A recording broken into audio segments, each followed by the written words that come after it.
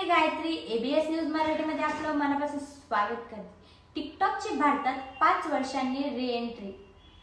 नवी दिल्ली 5 वर्षांपूर्वी भारतात बंदी घालण्यात आलेले लोकप्रिय शॉर्ट व्हिडिओ ॲप टिकटॉक पुन्हा परतण्याची शक्यता आहे। वापरकर्त्यांसाठी टिकटॉक वेबसाईट पुन्हा सुरू झाली आहे, मात्र ॲप अजूनही प्ले स्टोअरवर उपलब्ध नाही।